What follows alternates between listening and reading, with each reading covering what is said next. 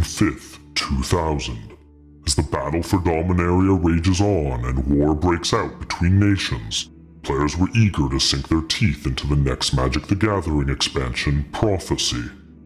However, such high expectations can lead to calamitous downfalls, and as the years carried on, Prophecy would make home with such sets as Homelands among the game's weaker sets.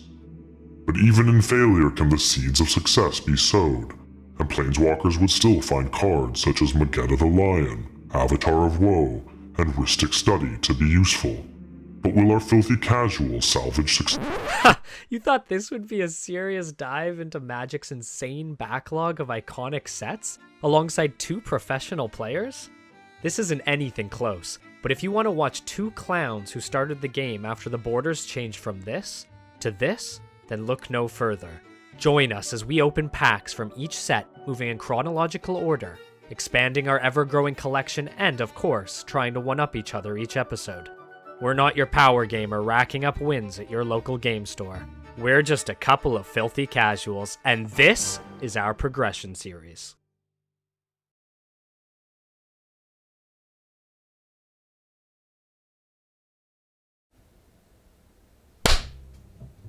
Hello, ladies and gentlemen, and everybody in between. My name's Kieran. My name's Colin. And we are Filthy Casuals, where we can never do something normal. We always have to excel to be strange. Yeah, we have to try hard. We have to try hard. Not when we play the game, though. Yes, everything outside, we are strange. And when we play the game, we are bad. But that is okay. Welcome back to another exciting episode of the Progression series with Colin and I. Today marks an important day because, Colin, you're in the lead for Season 4. Oh, am I?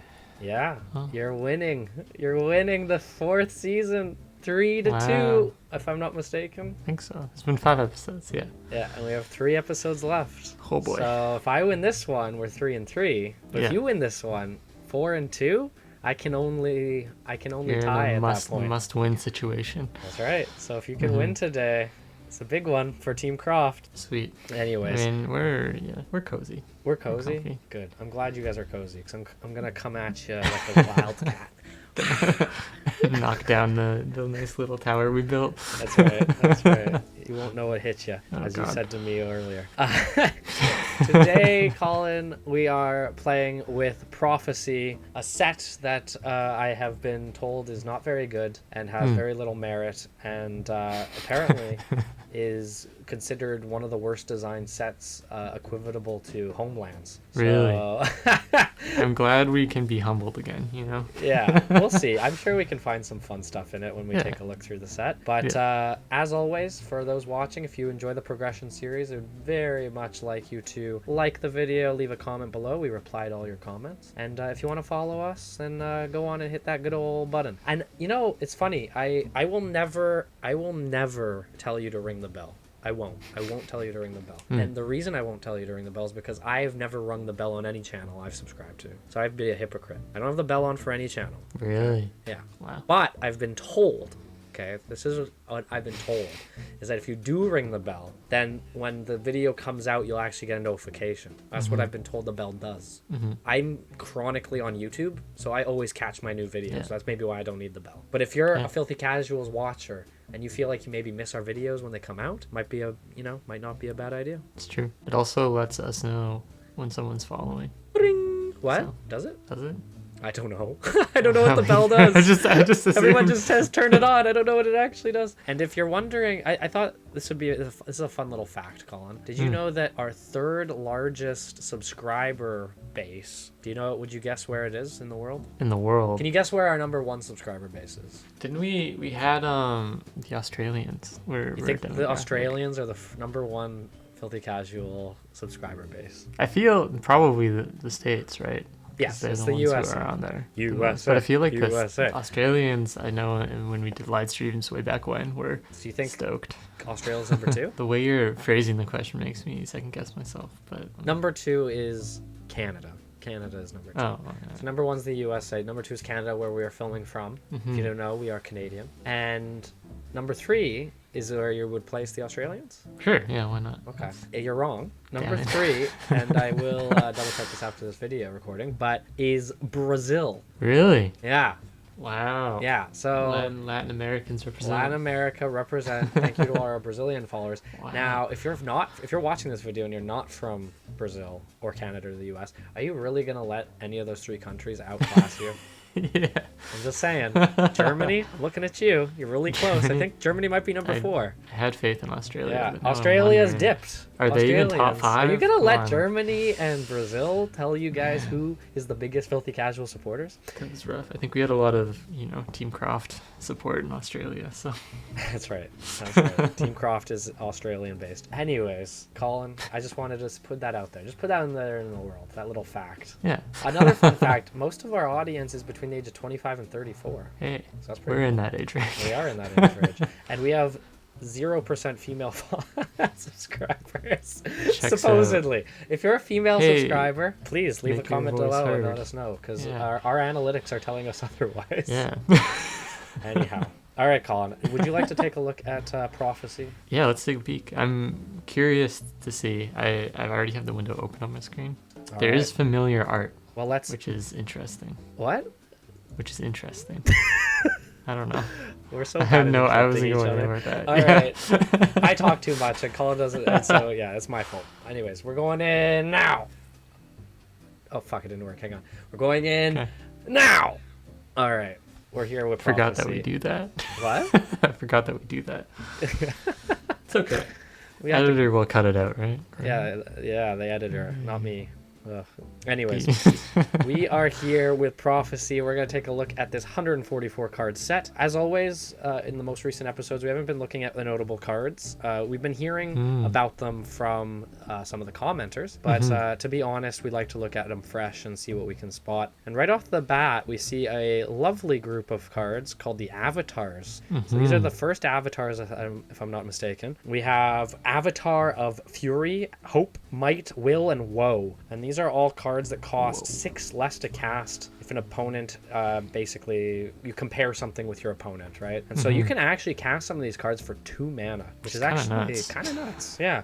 So They're all pretty chunky. yeah, like the red one, if an opponent controls 7 or more lands, you can pay it for 2 mana for it. It's a 6/6 flyer. If you have Pretty good. 3 life or less, the Avatar of Hope costs 6 less. That's the one's a little more sketchy. It's a little scary, yeah. Yeah, but it's if an opponent has no cards in hand, it costs 6 less for a 5/6 flyer. It's pretty good. Yeah. So there's application for these, I think.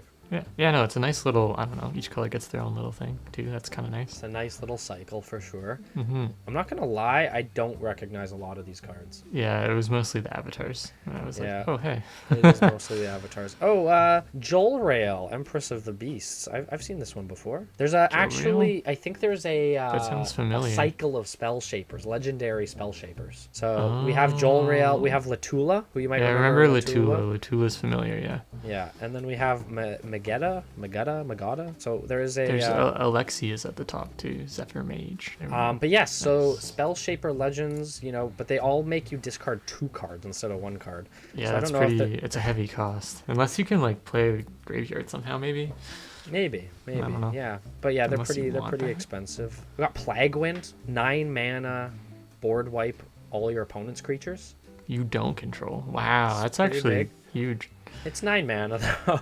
Yeah, commander card for sure. Yeah. We also have another cycle of cards. It's the Rhystic cycle. Yeah, I was gonna say I just saw some tutors. Yeah, there's one called Rhystic Tutor, 3 mana. Unless another player pays 2 mana, search your library for a card put in your hand. So that's kind of interesting. Huh. And one of the cards I think we'll probably see is Rhystic Study, which is the commander staple that everyone loves. Everyone Commander loves Rhystic staple. Studies, right? Seen that quite a few times. Yeah. Oh, I've seen Living Terrain before. Yeah, I've Living definitely Terrain. seen that card before. I used to play this card. That I was used to probably play where I this saw card it. in my green and white deck. I had it. Yeah, I mean, it's 4 mana for a 5/6. Seems pretty good. You lose a land. Foil is a good counterspell. So you can discard an island and another card from your hand rather than pay its mana cost. Oh, that's pretty good. It's a kind of free, sort of free counterspell. And then next to it, Glittering Lion has some of the most interesting magic art in the game. It's just so apart from everything else in the set. Very Yeah. strange. It almost feels like a cartoon or something. Yeah, Yeah. I do like it. It's almost like comic book style, you know? Mm-hmm. We got Rhystic Cave. Add one Rhystic mana Cave. of any color to your mana pool unless the player pays 1. That's kind of funny, actually. I guess it's a way to force mana. Oh, Rhystic Scrying. Oh, you know what? This It might seems not like be study. yeah, it seems like there's more than one card of each color, maybe? I don't know. There's Rhystic Siphon as well. Yeah, Rhystic, I think. I actually haven't seen Rhystic Study. Maybe it's not in Prophecy. Yeah, I haven't seen it either. Is it an uncommon? That'd be pretty crazy if it was. Yeah. Yeah, not a lot of memorable or noteworthy cards that I'm seeing. Yeah. Set, Lots of birds, bird-esque creatures. yeah, a lot of... I mean- oh my god, Rhystic Study. 3 mana. When an opponent plays a spell, you may draw a card unless that player pays 1. Oh my god. That Where is is a it? common, friend. Really? What? Oh my god. Also, I'd like to point out Rhystic Study is like a $30 or $40 card. So some prophecy prophecy some- value there. Some freaking prophecy tech for you. Yeah, I think if either of us there it play is, I see blue, now. it's I don't know if it's worth playing in our format. It's tough because it's like whenever an opponent plays a spell, you may draw. I don't know. Like it's still pretty good. Yeah, for It's 3 like mana, annoying. It is tough though on a turn 3 to play an enchantment that doesn't do give you, anything really. like pressure or Yeah. defense or something. You know. Yep, totally. So we'll see. We'll see how that turns out. We'll see if it becomes oppressive or not. Spore Frog. That's a great card. 1 green mana, 1/1 yeah, Spore frog. Frog. Sacrifice it. Prevent combat damage with be dealt this turn. It's a classic card in like reanimator decks. If you can reanimate this small little boy every turn, you basically can never take damage. Not bad, but you know what, man? That's all we have. That's all there is. in the set. There's a Minotaur. There's a Calm Minotaur. down. Zerapa Minotaur. 4 mana, 3/3 first strike. Okay. Loses first strike. Any player may play this ability. Not great. Fantastic. Well, you know, not a lot in this set going on, but maybe there's some rares and uncommons we missed that we'll spot during pack openings. It's true, yeah. And Yeah, we did this pretty fast this time. So. we did get through this pretty quick. Yeah. But Colin, you know, you're on a win streak.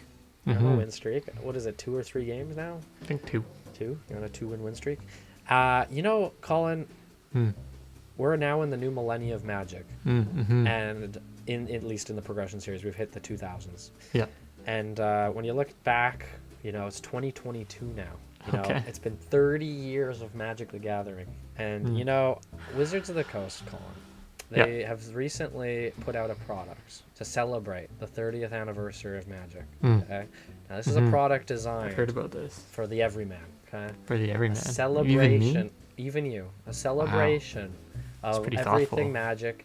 Now, they can't print reserveless cards, Colin. Right, that would be illegal. They would actually They be would be illegal. closed down. The Yeah. UK government would be after them. Yeah. Now, that said, they can print kind of collector piece items, right? So they've created this product called 30th Anniversary Magic, right? Now, this is a product where you can open alpha cards, beta cards in kind of this some semi-collectible set. Now, can you imagine opening a Black Lotus in this day and age? Wow, what I mean, a thrill. I was thinking more Hill Giant base. You could open a Hill Giant Alpha in this Hill day and Giant. age. Yes. Now, Colin, by the grace of Wizards of the Coast, they've offered this product to the everyman. Okay, 4 packs. This alpha reprint set that is in a collector frame, so you can't use it in tournaments. Yeah. And you know, man, it's only $1,000 for 4 packs. Okay. Anyone can buy it. Even Yeah, I you mean- watching this video. Yeah. Wow. $1,000. Yeah, you know, that's just like gotta hold off on like maybe a couple coffees. Easy. Yeah.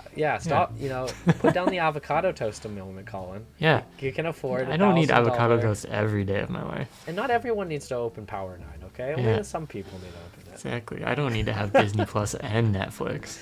Yes.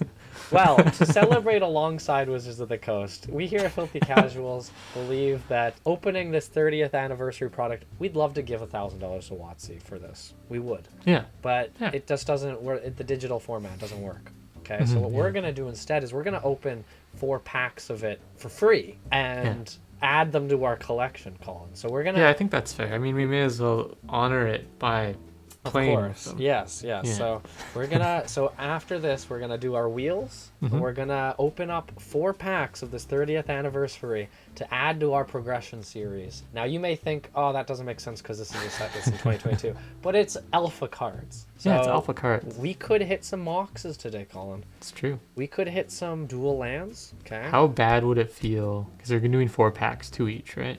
No. We'll do 4 packs each. 4 packs each. How bad would it feel to open 4 Black Lotuses and then you can't use them? Because they're banned.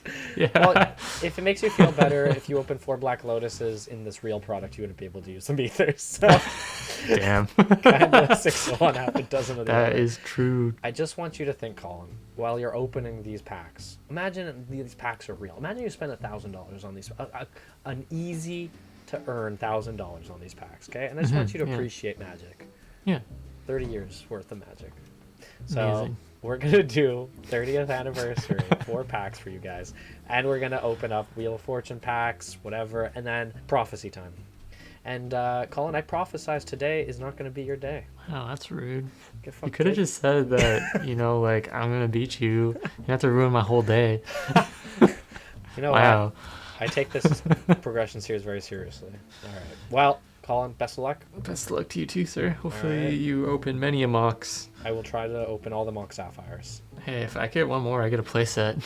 That'd be pretty gross. Always Anyways, play blue, no matter what color I roll up with. blue forever. Yeah, always blue. For life. Anyhow. All right, man. Take it easy, Alright. and I will see Yeah. you in the games. Yeah, see you on the other side. All right, Team Lang Gang, we are back with Prophecy and the Wheel of Fortune because we lost. We lost last episode. Woe is us, but that is fine because we are going to come back and we are going to make sure that this is an exciting season for you guys by winning this episode. I'm going to try my best here to tie it up 3-3. We'll see how it goes. But first, we have our Wheel of Fortune because we lost. And we're going to see if we're going to get any Nemesis choices. We haven't gotten the rare wild cards in like forever. So I'm really hoping we can hit that. Uncommon wild cards, maybe. Otherwise, we'd probably take the packs. So without further ado, let's spin the Wheel of Fortune and see what we got.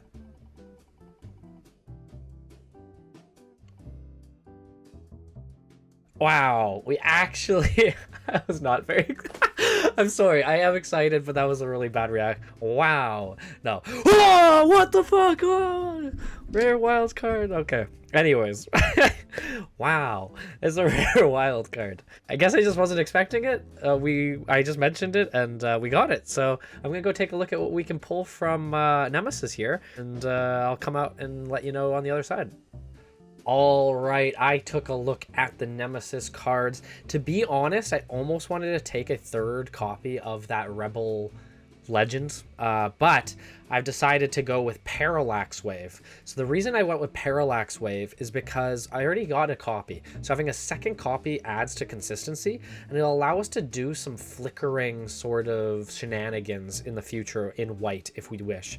So Parallax Wave is a 4-mana enchantment with Fading 5. You can remove a fade counter from it to exile a creature, and when it leaves play, each player returns to play all cards they own and are removed from the game with Parallax Wave. So basically, you could play Parallax Wave and then immediately exile 5 creatures with it and then allow them to come back on the next upkeep when you try to remove the fade counter. So I think this could be a really fun card to use. I'm really happy to pick up a 2nd copy of it. And the best part is it says when Parallax Wave leaves play. So that means if Colin is to destroy it with an enchantment destruction, it doesn't matter. It's still going to be able to bring the creatures back. So I think Parallax Wave is good. I really wanted to also go for Sapperling Burst, but I think having some consistency is better in this scenario. So let's see if we can make a deck that will be able to use this.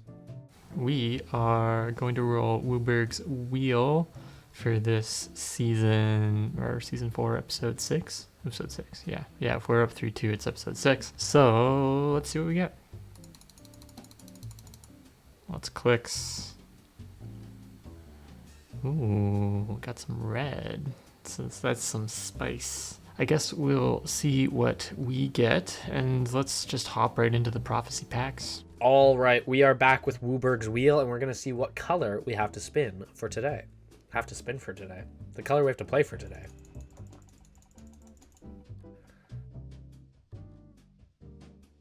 Green. Okay. I have an idea in my head. I had an idea coming into this episode, and I won't spoil anything, but I think green works into it. It's not the color I wanted, but I think it can work with the color I wanted. So let's see if we can open up any strong green cards in Prophecy. Then we're going to move on to our 4 packs of 30th year anniversary Magic. At least we'll be able to play with the cards.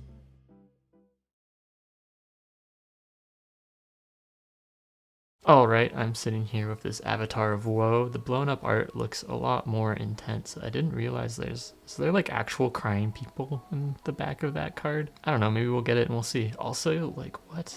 You can like see the little elbow coming out? That's terrifying. Anyways, I digress. Let's open some packs, see what we get. We rolled red today, so we will be trying to keep an extra spicy eye out for any red cards we see. What do we get out of the gate? Alright, it looks like we got one of the spell shapers here. What is it? Grill Mindbreaker? So his discard is, or his ability where you discard 2 cards is target player discards X cards at random from his or her hand. And it's Swamp X. So you can discard 2 cards to force them to discard a bunch of cards by the sounds of it. It's interesting. I don't know if I would say it's great, but for 5 mana 3/3, but maybe it's like, you know, we've ran some discard strategies before and we know how oppressive discarding can be. It really slows the game down. A big part of like Kieran likes to play is to have a pretty thick grip, so yeah, could be useful, who knows. We also got Citadel of Pain, which is a little interesting one. It basically punishes players for not using mana. So at the end of each player's turn, Citadel of Pain deals X damage to that player, where X is the number of untapped lands he or she controls. So it's hitting both sides of the board, but if you're going for trying to punish a more control-y playstyle, or if you know they have a lot of counters, can inadvertently put a lot of pressure on, I suppose. All right, we are here with 18 packs of Prophecy, and I have to say, Avatar of Woe, incredible art. I think Prophecy as a whole has pretty incredible art. It's too bad that the cards aren't that great to support it, but you know what? We'll see if we can open up some of these avatars for fun, and maybe something to support this idea I have in my head. So let's get on with it and generate 18 packs of Prophecy, and we're starting off with, funny enough, the first card that was in the preview. So we got Alexi Zephyr Mage, 5 mana Spell Shaper Legend, discard 2 cards from your hand and return X target creatures to their owner's hand. Not terrible. I think the biggest issue is that she's a 5 mana 3/3, and then you have to use a tapped ability, so I think that's not the best. These cards look really blurry. Hopefully that's not a trend. That's pretty sweet, actually. We got a Joriel Spell Shaper. So her ability is 3 mana, discard 2 cards, tap her. And then all lands target player controls become 3/3s, 3/3 creatures. It doesn't have a creature type, I guess. Maybe just creature land. Anyways, they can all become 3/3s. So it's a good kind of like final blow swing. So if you're spending 5 mana to play, or you're spending 3 mana to tap, you're at least getting 2 3/3s out of it. It's not terrible. It's not terrible. I definitely think it's better than the other one we got. Also, Flame Shot's an interesting one. It's 4 mana. It can deal 3 damage divided as you choose among any number of target creatures. So it's only creatures. But you can discard a mountain instead of paying the mana cost. So it might be cheap and easy to throw it out there, especially if it's a more aggro deck. Don't need that many lands. Could be good. Could be good. All right, let's open up this pack. A Rebel Mercenary. Okay, Mercenary Initiate. God, these are blurry cards. Why are these so blurry? Yeah, these are just using really, really low quality cards, images. It's a 3 mana Rebel Mercenary, I think, in white. It's a 2/1, can't be the target of black spells or abilities. Put a mercenary card from on the bottom of its owner's library. Okay. Maybe good? I don't know. We'll have to see if that fits. It's interesting that it's a Rebel and a Mercenary, though. That's kind of cool. Also, Mana Vapors. 2 mana. Lands target player controls don't untap during their next untap step. That is really brutally good. That could really shut down Call-In. That's almost an extra turn spell in a way. Okay, we're going to hope to get 2 or 3 more copies of this, because this is pretty gross, actually. Oh, and we got a Spore Frog. Like I said, this card can be kind of used in combo graveyard shenanigan decks, so if we can get a playset of those, that'd be pretty cool. Oh, we got another Grill. Is it Grill? Yeah, Grill Mindbreaker. We got another one. Not super stoked about that. Doesn't seem like something I particularly want to play. I'm surprised we haven't gotten an avatar yet, but maybe that's just how it's gonna roll this time. As soon as we complain about avatars, we get one. So Avatar of Might is, I think, maybe one of the better ones just because the condition is a little easier to fulfill. So if an opponent controls at least four more creatures than you is a pretty bad state to be in. But 4 more creatures to make it get a 2 mana 6/6 of trample. And if like Kieran's running like a token based deck, like a goblin deck, scroll deck, like something that just has a lot of little guys, not a bad option at all, especially for an 8/8 at this point. 8/8 is a huge creature in what the cards we have right now. Oh my god, we actually got a Rhystic Study too. I didn't even see that until now. Sweet. This is a good pack. Got our Avatar, a Rhystic Study. Is there anything else at a glance? Nothing's really popping out. Still good though. I'll take that. All right, next pack here. We got not a lot. Task Mage Assembly isn't very good. We got another Spore Frog, I guess. We are in green. Are any of these good? No, they're not. Prophecy, living up to its reputation, but at least we got this guy with a big nose. That is kind of cute. All right, next pack here. Okay, we got Magetta the Lion. 4 mana, tap, discard 2 cards from your hand, destroy all creatures except for the lion. Those creatures can't be regenerated. This is a pretty cool card. I think they've made commander decks around this guy because he's basically a walking board wipe. So not the coolest card for us, but he is a pretty neat card. We'll see if we play him in a white deck. It's just 5 mana for a 3/3, and then you have this big tap ability. It's a really hard thing to commit to, so I don't know if that's going to be great. Otherwise, nothing else really in this pack. Oh, hey, we got another Rhystic Study. Well, what do you look at that? Wow, okay, so we got 2 Rhystic Studies, which is pretty sweet. This Troublesome Spirit is kind of interesting because it's almost like a Serendib Efreet. But the downside is it's tapping all your lands. So not great because it's a blue card and we want to have our lands up for counters and other instant shenanigans. But a 3/4 for 4 mana is quite a bit of pressure early if you can get it out right away, and it's also not killing you like the Ifrits are. And as we learned last game, the Ifrits are actually still okay. Scary to play with because you're losing a lot of life, but definitely playable. All right, next pack here. Bog Elemental.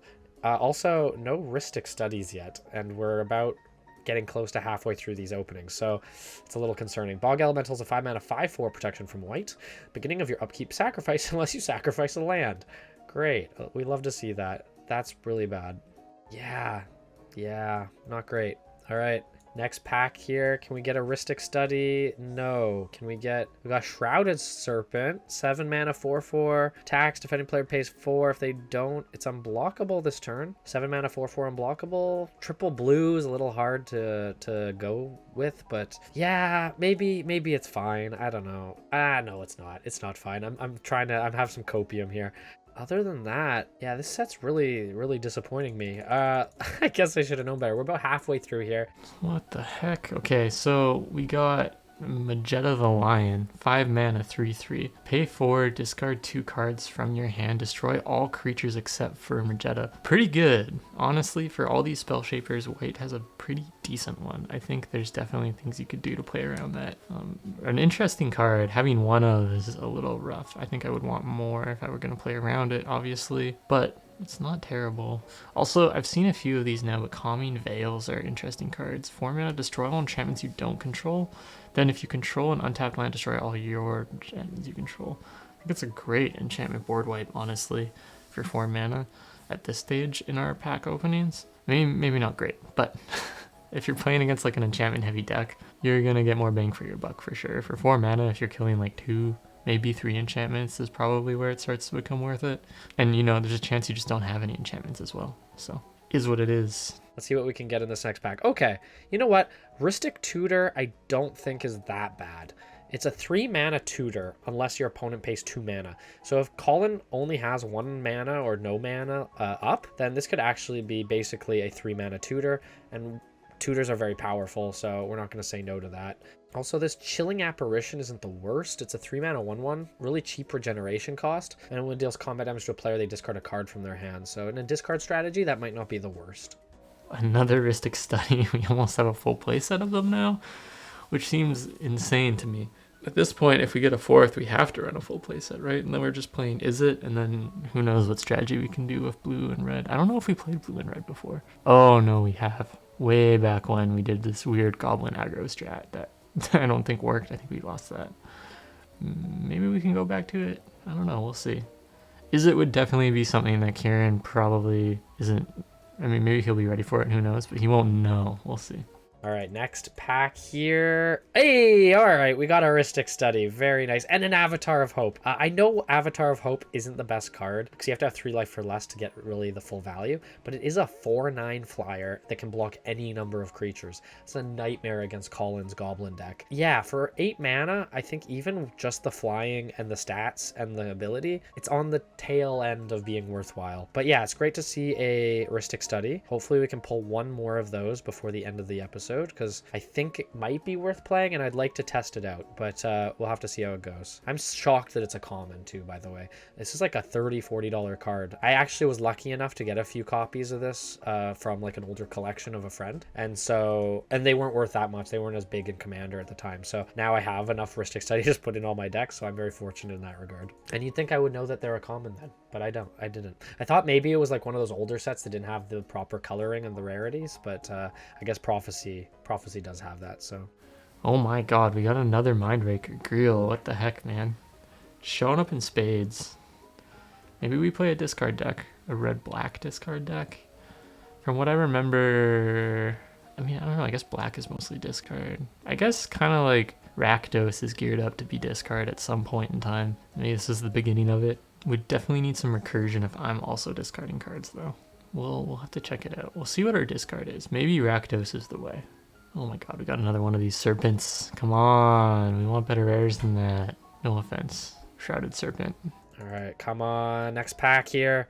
Another Heuristic Study. All right, okay. That's our second Heuristic Study. We love to see that. Celestial Convergence is our rare 4-mana enchantment. Comes into play with 7 Omen counters. Beginning of your upkeep, remove an Omen counter from the Convergence. And if there are no Omen counters, player with the highest life total wins the game. If 2 or more players are tied. In theory, that's a fun card. In a Commander setting, it would be more enjoyable, I think. But 7 turns, you have to get through 7 upkeeps to get it to trigger. I don't think it's worth it. I guess if you're playing like a really heavy life gain deck and you feel like you can just outlast your opponent, maybe it would be good in that scenario. So maybe in a life gain, a really strong life gain deck, that would be good. But otherwise, it's just kind of a junky enchantment.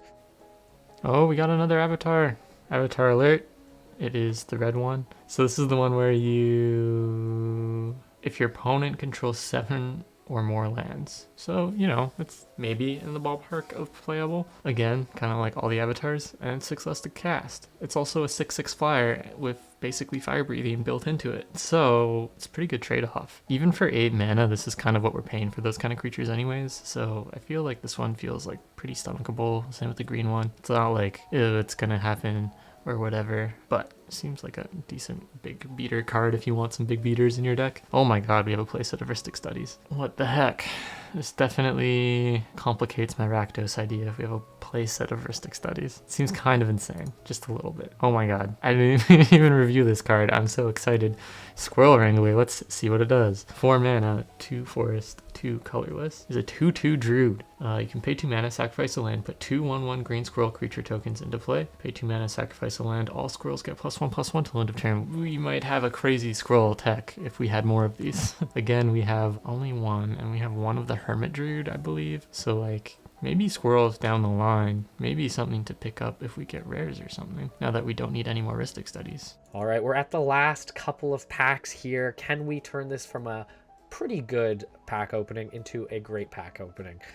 Ooh, that's a lot of blue cards. My goodness. Whole top row is blue. Almost all of them red on the bottom here. That's pretty funny. Mana Vapors. Excellent. We love Mana Vapors. I really want to get one more copy of this if possible, because I think this is very strong for 2 mana. And then we got a 9 mana sorcery. Search your target player's library for up to 7 cards and remove them from the game. Then that player shuffles his or her library. What? Search target player's library for up to 7 cards and remove them from the game. Then that player shuffles. That is awful for 9 mana. I guess if he's playing like a combo deck and we just want to go through and strip all the combo pieces, that might be okay. But for 9 mana, that's a bit of an ask. Other than that, not much else happening in this pack. All right. So an interesting card too that has been popping up that I kind of neglected is Sunken Field. 2 mana enchant land. Enchant land has tap targets or counter target spell unless its controller plays 1. It's kind of nice to have it in the back pocket because it forces your opponent to do math, which I guess kind of makes sense with the synergizing of these cards that want you to spend all your mana out of the gate. That being said, There's also a Bog Elemental in here, and it kind of looks like a brutal card. 5 mana protection from white. At the beginning of your upkeep, sacrifice Bog Elemental unless you sacrifice a land.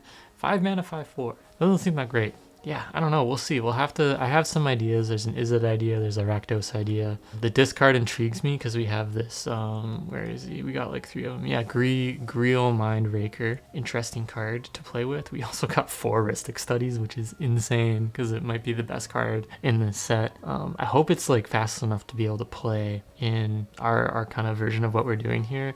3 mana though, like as Kieran and I were saying, 3 mana and you're playing something that doesn't add pressure or immediate pressure or something kind of hurts. But, you know, maybe if we can pillow forward hard enough, we'll just be drawing our whole deck and become unstoppable. We are going on to our last pack here of Prophecy, and let's see if we can close it out with something good. Okay, so we got nothing. Oh, Rhystic Studies in this pack. Okay, 3 Rhystic Studies. Perfect. That's all I could ask from for Prophecy. We also got the Tutor, and we got 2 Avatar of Hope. So I don't know if Avatar of Hope has that much utility, but for an 8 mana 4/9 flyer that can block any known creatures, maybe a sideboard deck for playing white and he's playing goblins might be useful. But you know what? Prophecy pack opening, I think we did pretty well for ourselves. So I'm going to go and take green as our color and see if I can come up with something interesting. I have an idea in my head. I'm not sure if it's going to work out, but I thought I'd give it a shot. So I almost said I was going to go to deck openings and then I'd see you guys on the other side, but we have a little bit of a special treat.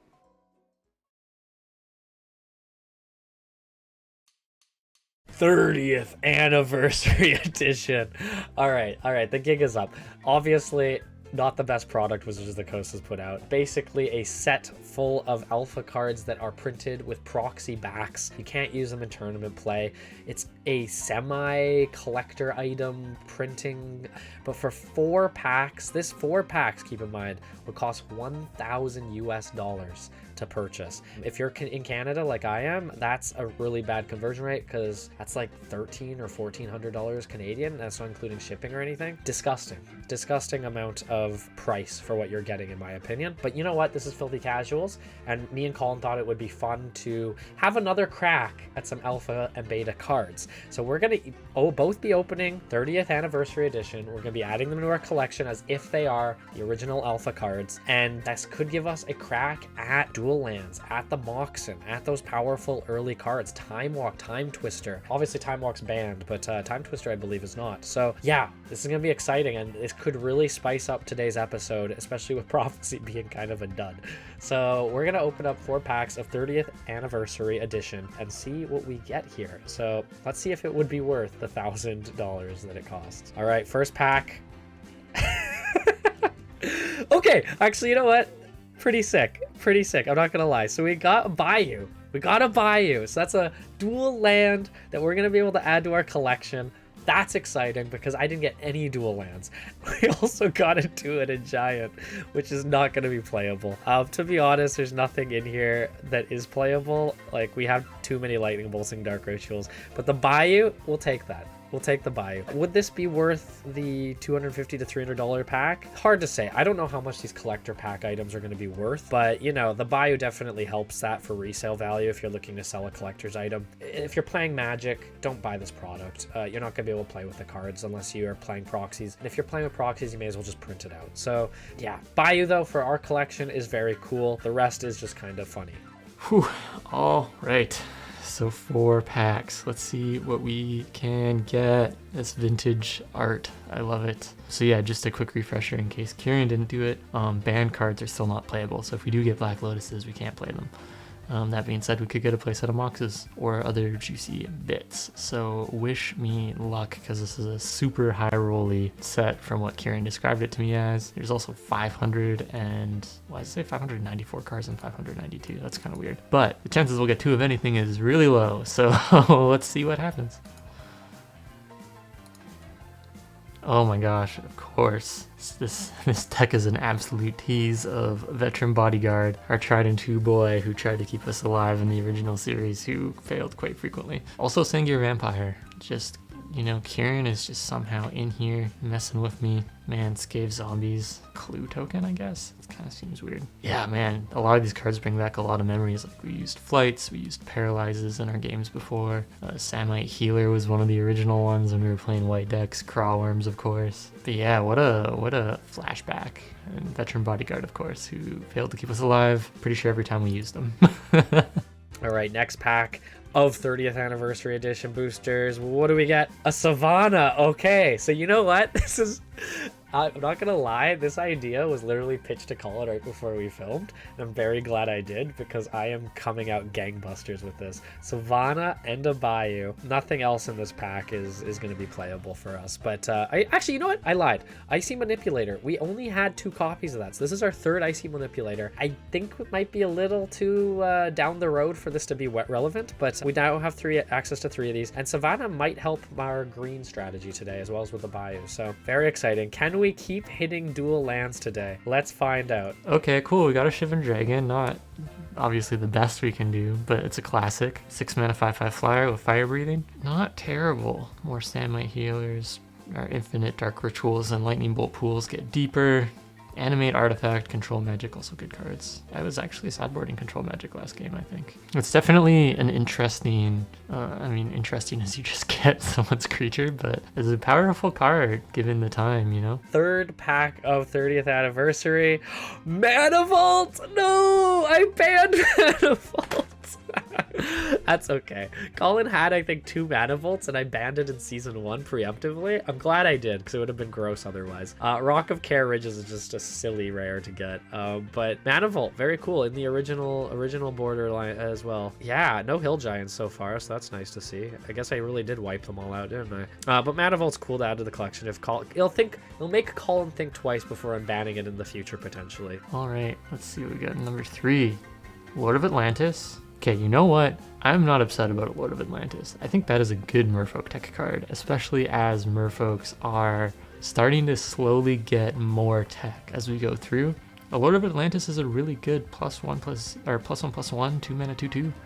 Definitely on the plate, you know? Not mad about it. All right, let's get into it. This has been a lot of fun, you know? These packs, if they had sold 4 packs for $100, I probably would have bought some just for fun. At the price they are now, definitely out of anyone's range. But as a digital opening, it's been fun. So let's see what we can open up in our last pack of 30th anniversary edition boosters. Nothing good. What? Actually, this pack is fucking cracked for us. 3rd Soul Ring, Sinkhole, which is land destruction. Lich and Consecrate lands are like, who fucking cares? Let me just say this. Was this worth, if you were to open these cards specifically in an anniversary box? No, this is not worth $1,000. But for our progression series, Savannah, Bayou, 3rd Soul Ring, and Sinkhole. Colin may have to be banning Soul Ring this season. Otherwise, I'm going to get a lot of value out of that. And Sinkhole, 2 mana, destroy target land. Very, very powerful. So that was a lot of fun. I hope you guys enjoyed opening these with me. And I'm going to go make a deck, and we'll see you guys back in the games. Let's see, last pack. Can we get any of the real juice, though, is the question.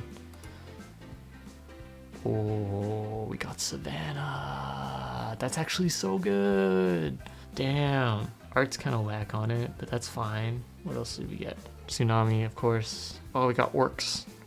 Lots of Samite Healers. Power Leak is another interesting one, I suppose. The Swords to Plowshare Human in a token. But yeah, Savannah's huge. Love to see Savannah. Savannah, Lord of Atlantis are probably the 2 best pulls. A lot of the other good stuff we already have playsets of. Not to brag, I guess, but not bad. Not bad. I'm curious to see if Kieran got any boxes, because I think that is the real gem. So we'll see. We'll see what he gets. All right, I guess I'll see you guys once I have a deck. Wish me luck. I don't know. As always, I'll think about it and see what we come up with, but I'm leaning towards Rakdos discard if there's enough support for it. Probably something cheeky I can end up doing, but we shall see. And I will see you guys on the other side. I keep forgetting where my camera is. I just moved it again. You're right there. So we'll see you guys on the other side. All right, everybody, we are being a little bit rebellious today in today's deck, and I have to say this is probably one of the most janky decks I've made, right up there with the Spike deck, if anyone remembers that one. So this is a green and white Celestia colored Rebel Elf big mana deck.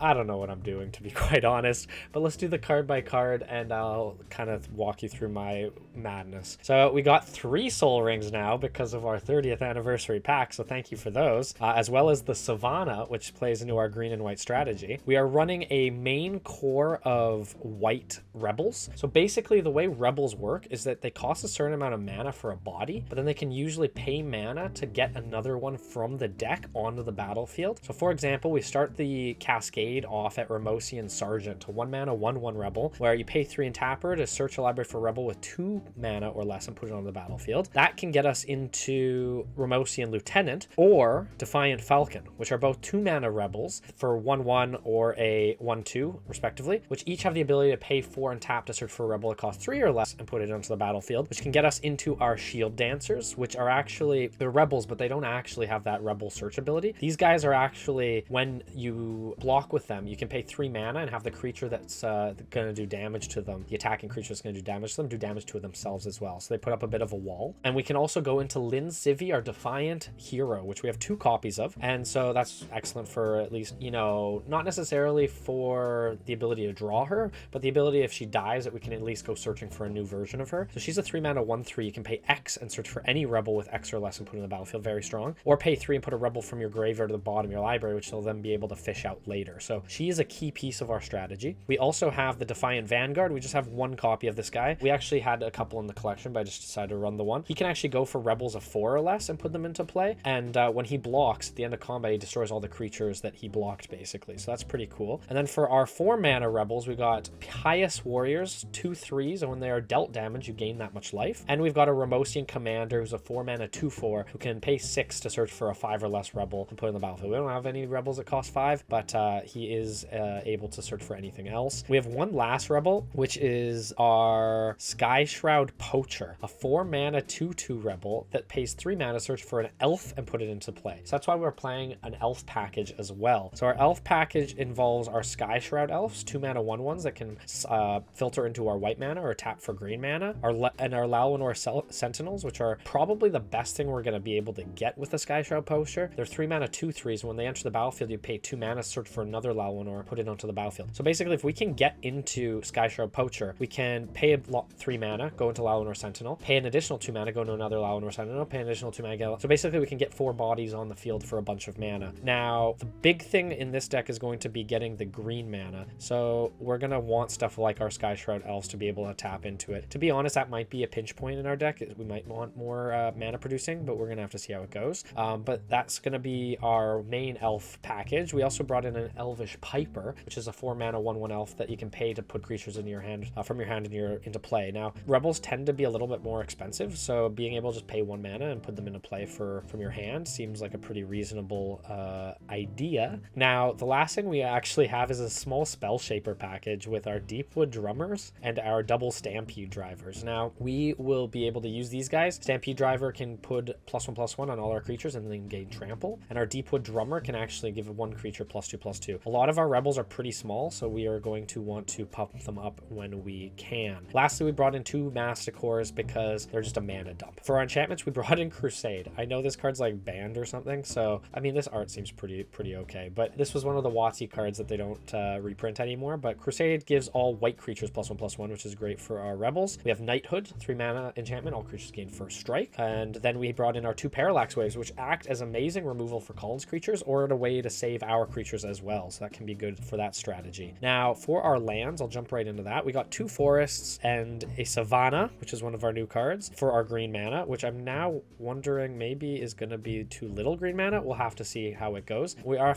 Heracus, 3 plains, and a Savannah, as well as a Calderon Outpost to generate tokens and also be our white mana sources. The big thing is just being able to start this Rebel engine, which is going to be able to eventually get into the elves through the Poacher. So that's kind of the main goal and why we don't have a ton of green mana. We also brought in 3 of each of Urza's lands because we should be able to get into this easily with our crop rotations, which are a green mana, and at the time you play it, you sacrifice a land in addition to its cost. Search for any land to put into play. So basically, if we're missing an Urza's piece, we should be able to crop rotate into it. And then we brought in some Giant Growths for some combat tricks, as well as a 3 Kingdoms Warrior stance that if Colin's playing a bit more aggressively, we can give all our creatures +2/+2. Lastly, we have a Gift of Estates, which should be able to get us up to 3 plain cards into our hand if Colin has more lands than us. And I will also mention that Savannah is a plains. It's a plains and a forest, so we can get that with Gift of Estates. I'm a little concerned now that I'm in here about the green mana. I think that might kneecap us a little bit. We only have 3 sources of green mana. You know what? I'll be right back. I'm gonna add some more green mana into the deck. Oh, okay, we're back, and I've rejigged the lands a little bit. It makes me a little more comfortable. I actually took out the Core Haven because it was just colorless mana, and I brought in an extra forest. So that leaves us with 4 green mana sources plus the Sky Shroud Elves. It's still risky, but I'm feeling a little more comfortable with it. We'll have to see how it goes. The crop rotations can get us into the Urzas, but they could also get us into green mana if we need to, assuming we have green mana, so I don't know. Might be a bad idea, but at least our land base is a little better now. As for our sideboard, we just have the 3 Tormod's Crypts, 2 Choerim Alchemist, which basically will be good against if he has a single target damage, fireball sort of thing. We have a Devout Witness, which is a spell shaper to destroy artifacts and enchantments. Similarly, we brought in 2 Aura Silence for that purpose. We brought in 2 Task Forces, which are rebels that'll be good if he's playing red, because they can dodge Lightning Bolt pretty easily. We've got a Crackdown, which can actually tap down his creatures of power 3 or greater that aren't white and won't affect ours. Spider Silk Armor if he has flying. Blessed Reversal if he is playing a burn deck, we can actually get some, I should say if he's playing a go wide attack deck, we can actually play this and gain some life. And then Double Wrath of God if he's playing a big creature deck as well, just to have an out. So, risky business. I'm not so convinced. I think the Urza stuff I brought in mainly because these rebel costs are colorless and they are a little bit expensive, and we have the crop rotation in green. We'll see if it pays off. The Triple Soul Ring also helps with that as well, but it's a risk, but we'll see. We'll see if we can be a rebel without a cause. Wish me luck. All right. So what we landed on was Rakdos discard. Basically, the main reasoning behind this deck is trying to find a nice way to play Griel Mindbreaker. 5 mana, 3/3, not great. Swamp an X, discard 2 cards from my hand. Target player discards X cards at random from his or her hand. So we got 3 of them, and I wanted to play them. So we kind of tried to support the rest of the deck with similar discard tech. Ravenous Rats, classic. Alley Grifters, 3 mana, 2/2. Whenever it becomes blocked, defending player discards a card. We've got Hypnotic Spectre, another classic from our series.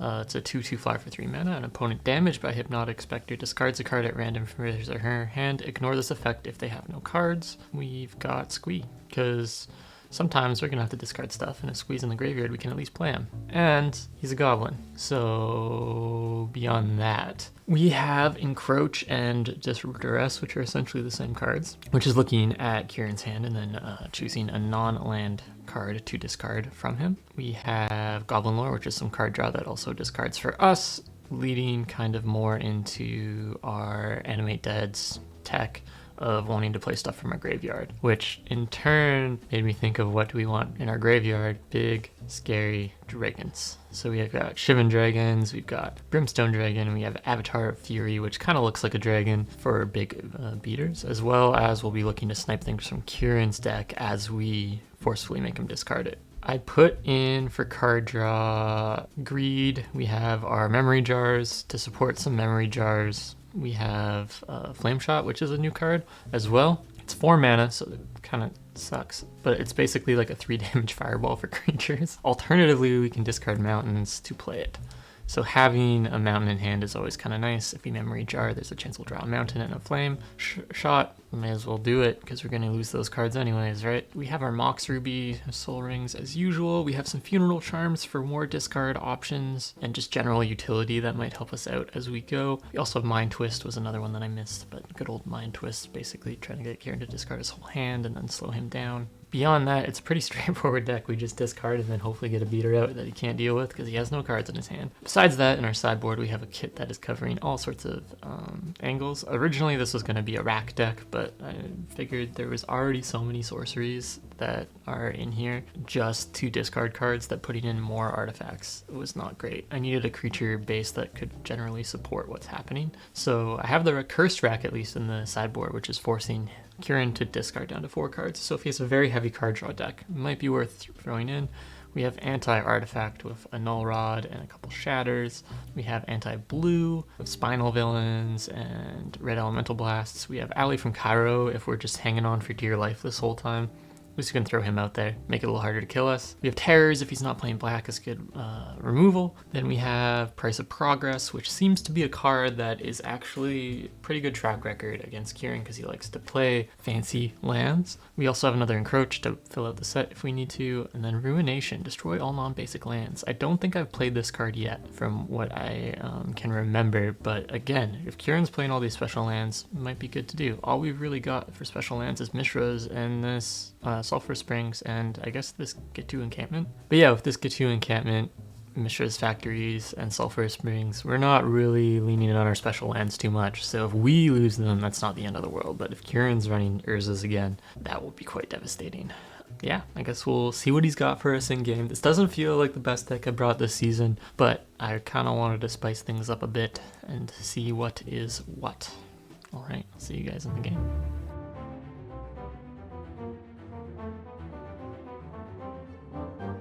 Colin. All right. My prophecy may or may not be correct, but I am feeling a little tipsy off this deck. I mean, you know, the prophecy got you here. You gotta trust in it. All right, well, Colin, how are you feeling about your deck? I think your openings? Openings were fine. I think 40th anniversary. Actually, no. 40th? 40th anniversary. This man's living in the sorry, future. 30th, 20th, whatever anniversary. You pulled from 40th, right? But yeah, no, I think my prophecy opening went better than the anniversary opening overall. But yeah, I don't know. I got some interesting cards. Nothing too spicy. Nothing to write home about? There's one card in the 40th that was really nice, and the rest were fine. 40th? You keep saying 40th. It's the 40th. It's the 30th. 40th. All right, you're pulling cards I don't even know exist yet. Yeah, exactly. Well, Colin, this will be a big one. If you can beat me here, you get to cinch at least the tie for the season. Yeah, it's pressure on you. Pressure on me, if anything. Yeah. That's true. Well, let's roll off and see who gets to go first. I got 15. Roll. I get 11. it. All right, I will be Oof. going first. I'd like to remind that you have 6 mulligan points to my 4. Okay. Even it out. Even it out. And I'm going to draw my 7 here and hope that I draw something good. I hope you draw something good too, friend. Thank you. This is quite questionable. This is funny. This isn't great. I think I'm going to mulligan. Well, I'm going to keep. You're going to keep? Yeah. No fear. Okay. Wow. A worse hand than the first. All right. Mull to 5 here. Oh, man. I'm having flashbacks of another episode. Oh, no. Did you put more than 17 lands in this time? It's more than 17, yeah. That's good. I will draw to go to 4. Damn. You gotta use one, right? In a game with this much pressure. I've literally drawn 2 hands that have 1 mana or less. All right. We are going down to 3 mulligan points. And going back to 7. Can we play Magic? I want to play Magic. Okay. This hand isn't good, but it has things that can happen. So I will keep this hand. It has mana. Yeah. And I will be going first. And I'm going to be playing a card that I opened from 30th anniversary. Oh, is it a Mox? I'm going to play Savannah. Oh, that's pretty sweet. Yes, I opened a Savannah. Wow. And, I opened a Bayou, which is black and green. You got 2. I got 2 dual lands, which is pretty snazzy. Oh, I got a dual land as well. You got a dual land? Are you playing it? No. Okay, what It's colors was it? Yeah. We gotta do the dramatic reveal for colors. Okay. That was the one nice card I got, and then the rest were nice. Well, the rest were fine. And it wasn't Tropical Island, I hope. No, oh my god, that would have been That brutal. would've been depressing. Well, I will tap for 1 white mana, and I'm gonna cast Remosian Sergeant. What the hell is this? 1 mana, 1/1 Rebel. Pay 3 Oh my tap, search God. your library for a Rebel card with mana cost 2 or less. Oh, Put it in play. I literally opened a card that would be so good against this, and I literally said when I opened it, I was like, why would I play this card? What are rebels? Like, what is happening? God, you deserve to win this Perfect. one, honestly. Fuck. Go ahead. I'll pass to you. Wow. Wow. Upkeep, draw. There was some Hang on. anti-rebel, anti-mercenary tech in these last couple sets too. I know, I got an anti-rebel one and then didn't work out. Do I slow roll it? I kind of have to, I think. Gonna play Get to Encampment. Oh, we're back on red. Here we go. Yeah, and then pass to you. Okay. Untap, upkeep, draw, main 1. Play a forest. Mm. The color to which I spun this Nice. episode. And we are... Oh, this feels really bad. I'm actually really Oh. nervous about your color combo. I haven't We seen have- white-green in a long time. Trying You're to think not if there's playing like blue. You haven't played blue in so long. It's so atypical. I guess it's not that long. blue. Yeah. Oh, been like 2 I games. haven't played blue in a Yeah, long yeah, time. yeah. It's been like 2 games though, I think. Didn't I play? I played blue last episode. Did you? Yeah, I remember I was using gush and stuff. Oh, yeah, yeah, yeah. Oh, yeah, the gush tech. I just go combat, I guess, and swing at you for 1. I will reluctantly take the damage.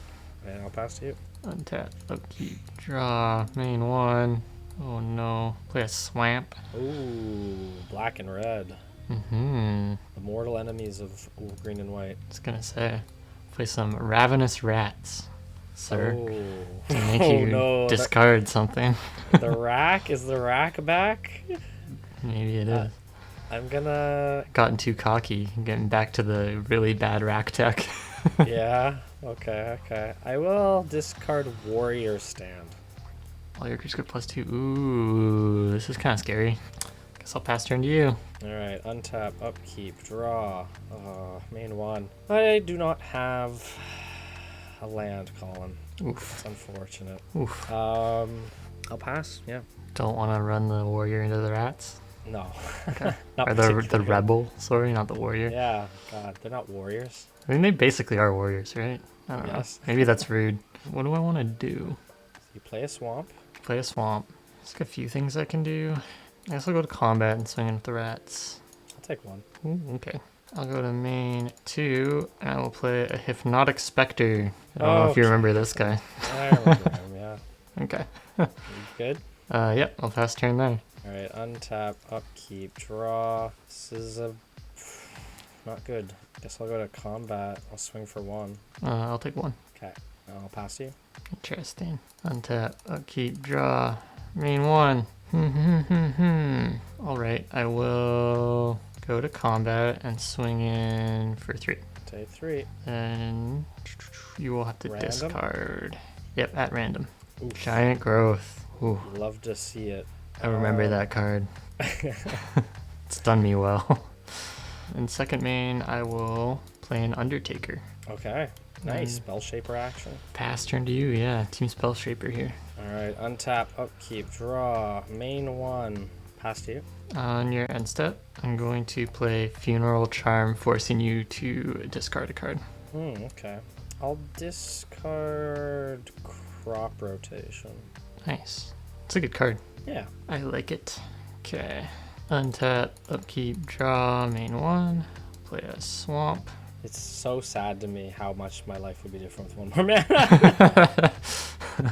You are in a pretty tough spot. You know Interesting. what? Rebels have to be the underdog. It's true. You gotta. Yeah, they Okay. they need a cause to fight. You Throw know. the first game. too. Everyone loves an underdog story. That's right. What do rats, specters, and spell shapers deserve? You know. I'm gonna swing in with the rats and the specter. I will take your 3. Sweet. Sorry, I skipped in vein 2 before any of that. Alright. It's being revealing rude. Lalanor Sentinel. Okay, you really want that land, damn. Yep. I'll pay 3 swamps for Underworld Dreams. Ooh. I don't know if you remember this card, Kieran, but Take damage for every card. yep, every Something card like you that? draw, you take 1 damage.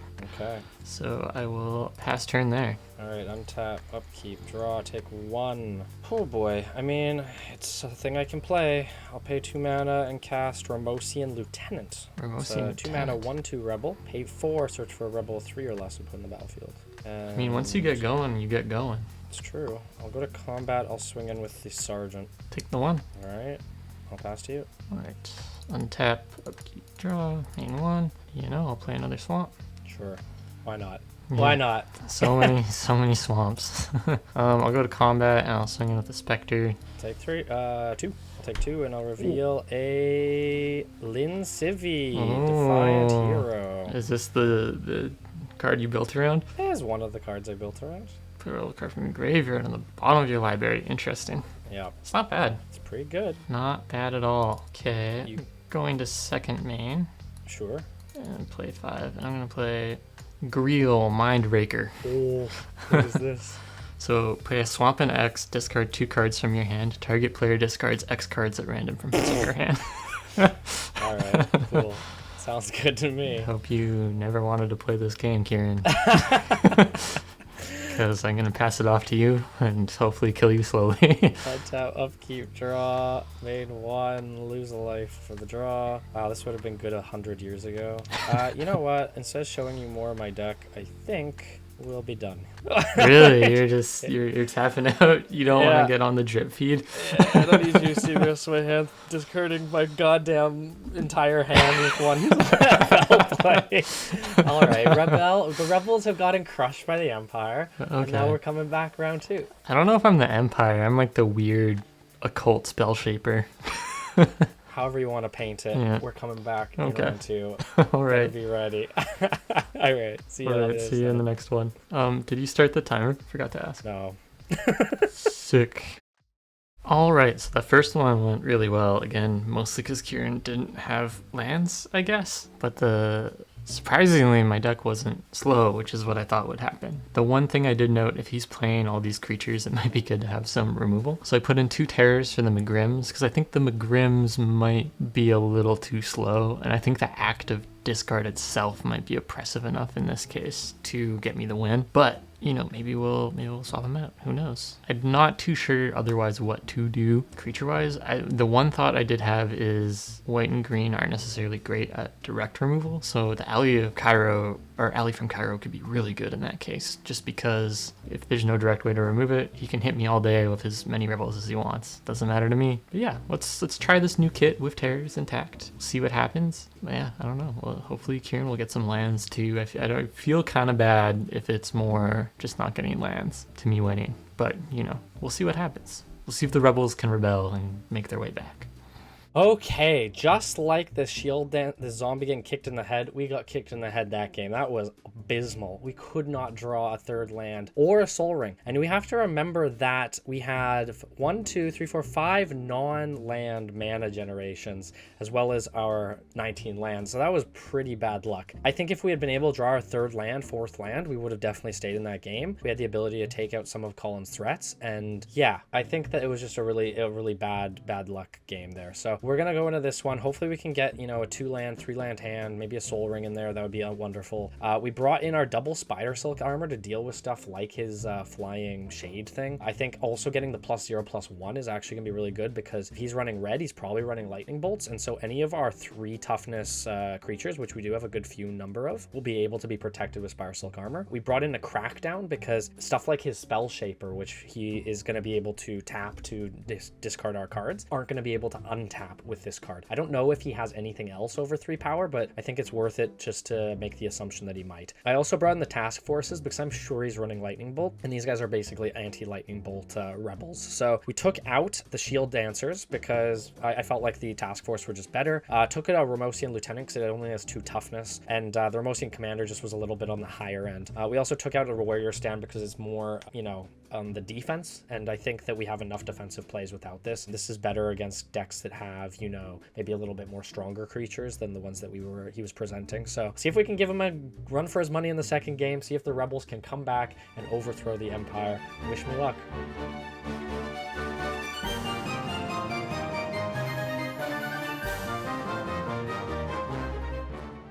All right, Colin. You know what? No lands, no lands, no lands. It happens. It happens. I was gonna say I got a lucky first one out of there, and I actually hope to see lands. I want to see what these rebels are made of. You know. They're not made. They're made out of paper mache apparently. So we'll see but I will be going first. All right. And shuffle up here. I wish you best of luck. Oh, thank you. I Jump wish you the into best of game luck too. I know our audience loves our 3-game matches. They like to watch the tense ones. So Yeah, let's when see they if we get can give it to 'em. close at the end. Yeah, that's right. Whew, this hand's garbage. Whew. Oh no, Oh no. this is an interesting one. It's not, the combination of this, and this make me want to try it, but I can't. I'm gonna go to 6. I can't be risking that. Okay, I'm gonna keep just because I have my land That base. is interesting. I will keep this and. Oh, this is Do you really want to go a card down against a discard deck though? You're not wrong. That is a good point. Scary territory. This is playable. It is playable. It has land. I would need to draw into specific things to make it work well. You're keeping? You're not even going to 6? Nope. Okay. All right, I'll see. It's I'll not. see what It's to 5. be fair, it's nothing crazy. I just have You've- 3 lands. You baited me. You baited me. I'll go down to 5. Okay, you're going Oh down my to God. 5. This is such Dude, a you're gonna good use 5. the I wish mulligan. I had used the mulligan point now. This would have been fucking good. Oh, I'm so sad. Okay, well, I'm not going to keep down to 5. I should have used the mulligan point. What am I doing with my life? All right. This is such a good hand. I'm Okay. so curious. Okay, remember what that hand is because I want to see it once we're done. Yeah, it has everything I need. But let's hope It has this the kit. like 7. And this hand Oh, has I no can land. tell you what the multicolour land I got is now. Oh, what? Same one you did. Oh, Savannah? Yeah. Nice. I got no lands in this hand, so we're going back to 6. Oh my god, you have the curse, man. Oh no. Okay, we're keeping this. Welcome we're to keeping season 2 and 3 from Cult of Craft. Yeah, I guess so. I'm gonna put this into the bottom because obviously we have this in hand, so having both would not be worthwhile. All right, I'm gonna start things off with a Savannah again. Wow. And, More than I'll one be- Savannah, or did you just get lucky? I just got one. Okay. I'll pass to you. Alright. Draw main phase. That's an interesting one to get. I think I still play this though. Play a mountain, fast turn. Okay. Untap, upkeep, draw, main 1. I'm gonna play Urza's Power Plant. Oh, here we go. I'll pass to you. Of course you have these in your deck. I was wondering, I'm like, it seems like a deck that would benefit greatly from having a bunch of Urzas in it. You thought right. I will play a Swippity Swamp. No Sure. pass. It's gonna be a slow one for Wow, me. Okay, untap. Here's upkeep, your draw. window. Main 1, no doubt. Urza's mine. Uh-oh. And Help. I'm gonna crash in this task force. Task So Force. this is a rebel 1/3. When it becomes the target of a spell or ability, it gets +0/+3 till end of Oh, turn. it's kind of cool. It is kind of cool. I'll pass to you. So I guess that counts for you targeting it as well. Yes, correct. Okay, interesting. You could do some spice. Spicy spice. All right, I'll play a swamp. Sure. You know what? I need to call in the boys here. Oh god. All right. I'm gonna get some alley grifters. You're the mercenary. No fucking way. Is this a mercenary deck? No, alley Oh, grifters are just weirdly good for discard. Oh, it's a discard card. Okay, Yeah, okay, yeah, okay. I thought you were running mercenaries. I'm like, oh my god, I wish I brought some cards in. Freaking hilarious. I got No, a rare no anti-mercenary rebel. Really? Yeah, it was. In I white should have looked too. at my mercenary tech. I didn't even realize they were mercenaries, honestly, until we were doing sideboard, and I was like, oh, That's huh. funny. Very cool. I'll pass turn there. All right. Untap, upkeep, draw, main 1. That's not bad. I'm gonna play a Yavamaya's Hollow, Okay. and Generate, huh? you know what? Let's just keep going. I'm gonna cast Spider Silk Armor. Made block as though they had flying. Yeah.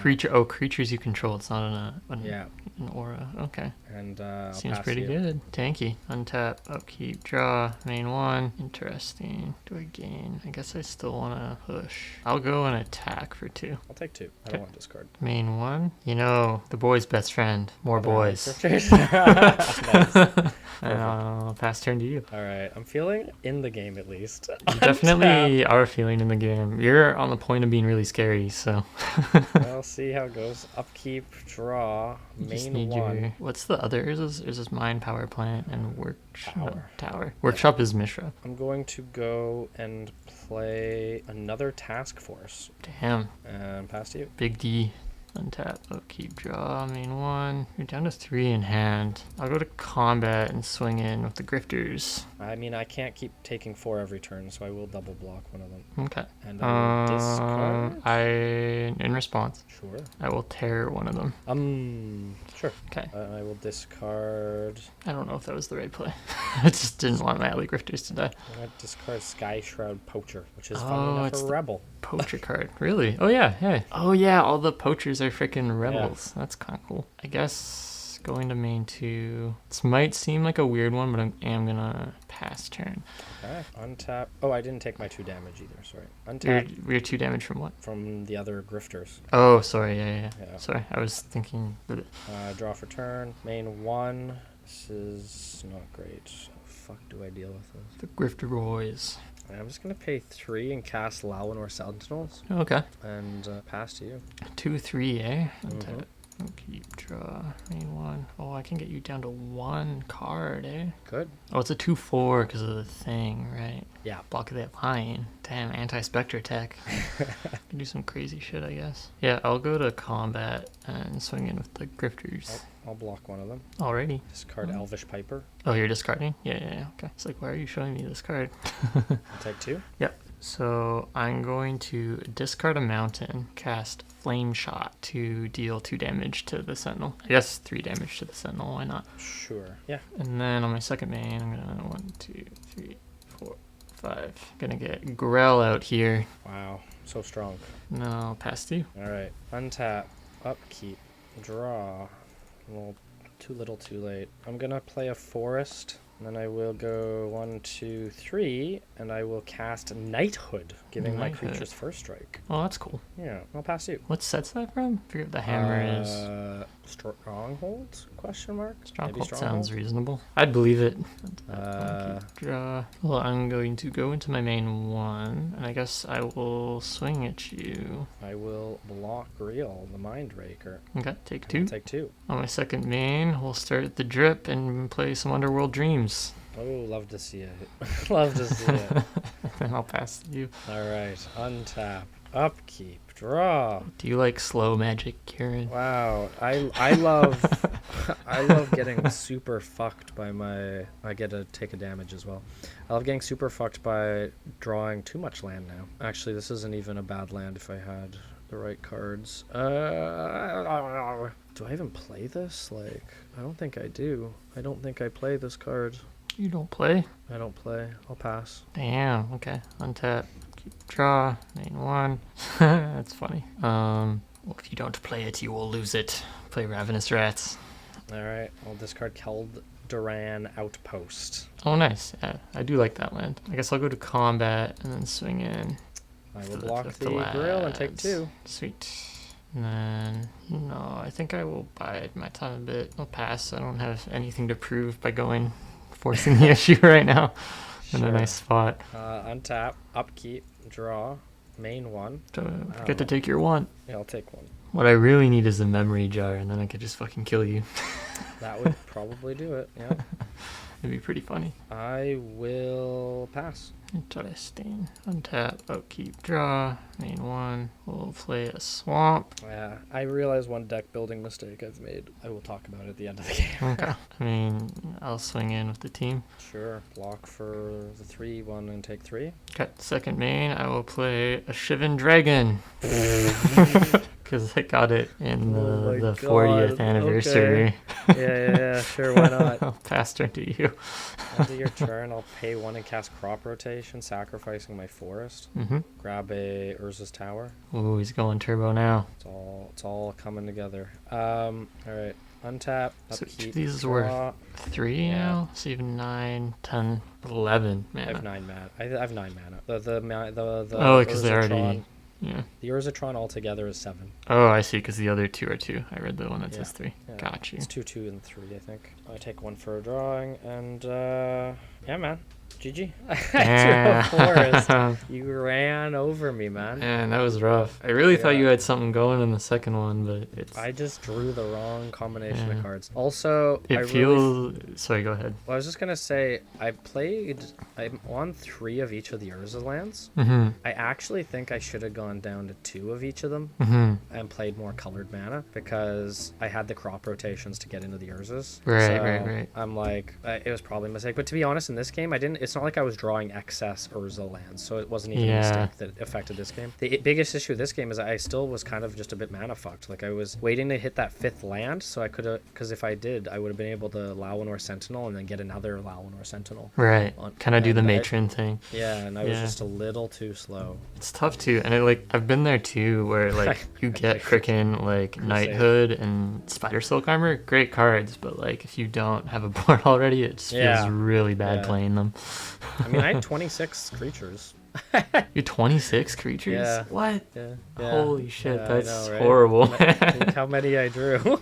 Yeah, Although I think I had did like discard a few 18 of them. creatures and then 2 Mishras and 4 Animate Deads, so I was like, I'm probably okay. Nice. Yeah, I played Crusade. WotC banned Crusade. WotC banned Crusade. Yeah, but There's a lot of Rebels, what the heck? I had the cards to be able to go, like, I don't know, maybe I was just hoping for, maybe I was just needing more to line up than I should have expected, but like the idea is if you even get 1 rebel out, like you can start to just generate more rebels. Yeah, it's So, it's like that matron idea. Yeah, but... and this game I didn't get any of the rebels that actually did that. In the first one you did, but then you just never had enough mana to do it. I didn't have enough mana, yeah. I think that's probably the downside, is how mana heavy it is. Well, that's why I had the Urza lands, right? So it was a Yeah. weird. I needed a lot of things maybe to go right. I don't know. So for my Wheel of Fortune, I got a rare wild card. Oh. So I took you'll see in my deck, I actually took a second Parallax Wave. Yeah, I saw you had 2. I wasn't sure if you got 2 originally. Yeah, no, I only had the 1. It's a good card. It's pretty good. And then in the Prophecy packs, I opened 3 Rhystic Study. I guess I opened a playset. I opened 4. Opened 4? I'm pretty happy with my 3. Yeah. Yeah, I got 2 copies of the that. green avatar and the red avatar. I threw the red avatar in this deck. I got 2 white avatars. The white. Oh, I got the white one too. The white one's not bad. It's fine, yeah. It's like it's a board white. 3 less their life or something. No, isn't it or maybe it wasn't the. Oh no, you're talking about the Spell Shaper. Yeah, the Spell Shaper's pretty yeah. good. I got Yeah, the I Spell got him Shaper. as well. Yeah. What did you get in your 30th anniversary packs? Savannah was definitely the best pull, and then there's the Merfolk guy who gives +1/+1 was my other good one. And I got Lord of like Atlantis? yeah, and then I got like Bodyguard and like Shivan Dragon, I think. I mean, Lord of Atlantis is pretty nice for Merfolk. Yeah, well, I was thinking I already have 1, so now I have 2. Yeah. Maybe Merfolk Yeah. Tribals on the coming down That's all the you got? track. Yeah, the rest were like Lightning Bolts, Dark Rituals, like Paralyze. Nothing like Stuff we already had, basically. I got the Savannah. I got the Bayou. those are great. Those 2 are Yeah. amazing. Yeah. So just having dual lands is nice. Yeah. I had I got the Mana Vault, which I talked to you about. Yeah, outside the of Mana Vault recording, was funny. which is kind of cool. I also got a Sinkhole. I don't know if you opened that or not. No, I haven't. 2 black mana, destroy target land. It's pretty good. It's pretty good. And then Colin, look at you may notice something in my deck list. Oh, did I miss something? Is it in your creatures? Because you have so many creatures. No. What am I missing? Colin, how many Soul Rings do I have? Oh my god. No. I opened a Soul I Ring. glazed over it. That's rough, actually. That's pretty Yeah. huge. You might have to use one of your bans now. I was honestly at the end of the season thinking we could gentleman ban it out, but now that I got 3, I know, now you're selfish. You're like, no, man. We keep these. we keep these unless you. I mean, ban you didn't draw it this game. I had one. I actually did get one in the last game. But that was when it I was like, scooped. it was too late. Yeah. All right, Colin. I hate to admit it, but you've bested me once again. My poor Rebel deck just fizzled into the ground. I I feel bad about this one just because I think this deck is a lot better than it showed for sure, in my brain at least. I think it had the potential. I think I was grasping at maybe one more straw than I should have, but it's a little too slow. I think it's just the rebel tech in general, like 3-4 mana to get another thing out. But once you get going, it's like I would have probably had no chance. Well, we may find out in a future episode. But Colin, you've cinched season 4 from me. Yeah. I can no longer win it. I can only deny you victory now. What happens if we tie? Forget if we've talked about this before. If we tie, I believe we said that we would both get a victory card. Okay. So it's like Yeah. boons, not boons. Yeah, I think so. Okay. I think so. And then for bans, it would just be halfsies. So Right. yeah, so 50-50. I'm gonna now have to just play my best decks and. I was gonna say, deny play your victory. 3 soul rings and all your extra turn cards. Yeah, it's you better hope I don't roll blue. I was gonna say, the reaping will happen. That's right. But next set is Invasion.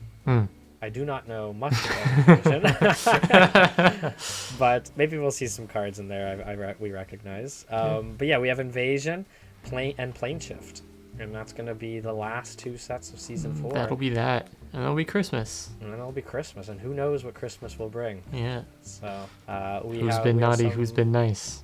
That's right. We have some fun, exciting things planned for the New Year, so keep an eye on the channel, and thank you to everyone who has subscribed and watched up until this point. We appreciate your patronage. Yeah. And yes, we are going to close out Season 4 hopefully with a bang, and don't know when the ban episode will end up coming out. Might be December, might be January. Yeah, but, we'll see. We'll have to play off our schedules, because I think we're both going away too, so yeah, exactly. So but it'll be fun. It'll be a fun one.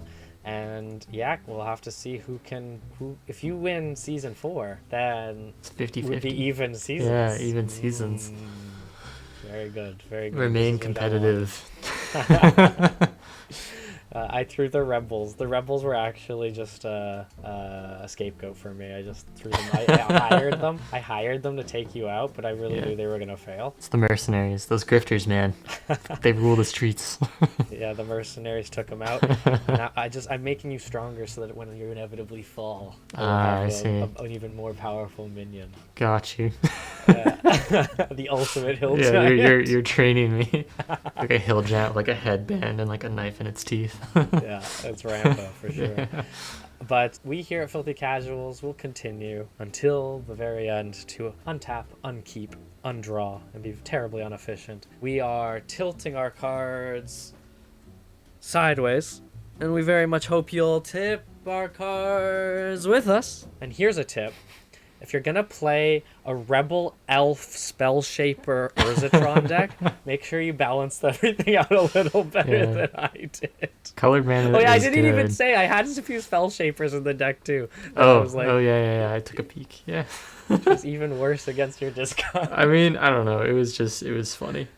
I think it was a matchup that, if I wasn't playing discard, probably would have been a lot better for you. Perhaps. A man can dream.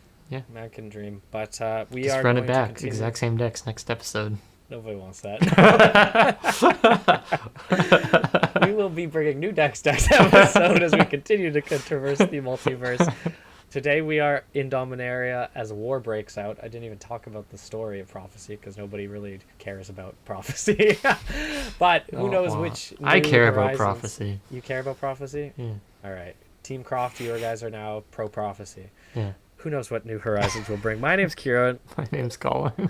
And we will catch you guys in the next episode. Bye! What a zoomy episode. Yeah, jeez. That one felt a little weird.